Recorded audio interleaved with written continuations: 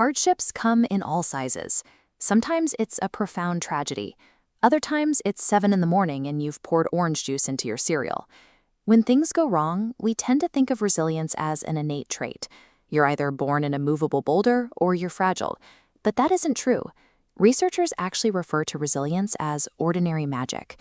It's a collection of proactive habits and behaviors that anyone can build over time.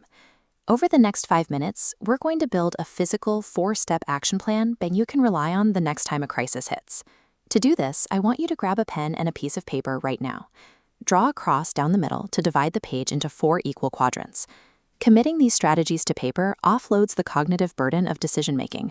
When adversity strikes and panic sets in, you won't have to scramble for a solution. You'll simply follow the instructions you've already prepared. Let's start in the top left. In Quadrant 1, write down the names of 3 specific people you trust completely. Maintaining a stiff upper lip forces the brain to spend its limited energy on suppressing distress signals rather than processing the situation. This creates a cognitive bottleneck, leaving you with fewer mental resources to actually navigate the crisis.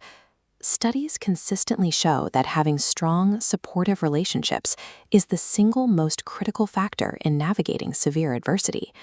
The late psychologist Chris Peterson summarized decades of resilience research into just 3 words: other people matter.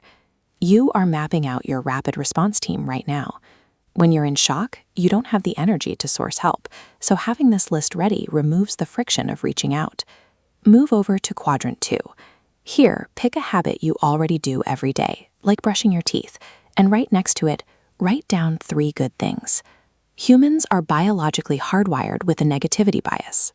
This is an evolutionary survival mechanism that forces our brains to hyperfixate on threats and negative circumstances to keep us safe. In a crisis, your mental scales are heavily tipped. It becomes mathematically disproportionate for your brain to process anything positive. We have to intentionally counterbalance that flaw. By forcing attention towards specific positive data points, you pull your perspective back into reality. Tying this practice to an existing daily habit ensures you'll do it automatically, even when you're completely exhausted. Practicing gratitude functions as a tactical adjustment to your perception. It ensures you are processing the full spectrum of your current environment, rather than just the portion your brain is evolutionarily programmed to obsess over. Down in Quadrant 3, write out 2 questions. What can I learn from this? And is this helping or harming me? When life gets derailed, it's incredibly easy to spiral. We start obsessing over past mistakes or worrying about future problems that are completely out of our control. Fixating on what you can't control builds a defeatist mindset. Blaming your environment paralyzes you and prevents you from taking any action to fix the issue. These 2 questions act as an immediate circuit breaker. They force your brain out of self-pity and steer you straight into a productive, problem-solving state. Life is universally unfair, and we cannot control the events that happen to us. But by establishing this cognitive filter in advance, you guarantee that you control your reaction in the present moment. Finally, move to Quadrant 4. I want you to design a mildly uncomfortable 30-day challenge and write it down. This could be running a mile every morning, applying to jobs until you collect 50 rejection letters, or by taking a daily cold shower. This practice is called proactive grit.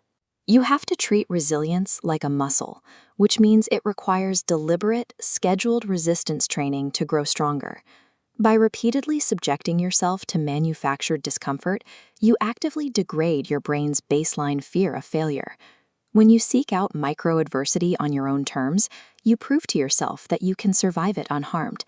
That strips the paralyzing power away from random, unexpected hardships. Take a look down at your piece of paper. You've just transitioned from a passive observer into an armed participant. You now hold a complete, personalized action plan. Everyone encounters hardship. Knowing that suffering is a common human experience confirms that you are never alone in your pain. Fold that paper up and put it in your wallet, or pin it above your desk. Protect your downtime today so you have the energy to start your challenge tomorrow. We can't stop mountains from appearing in our path. But having these responses preloaded ensures you always have the tools to climb them.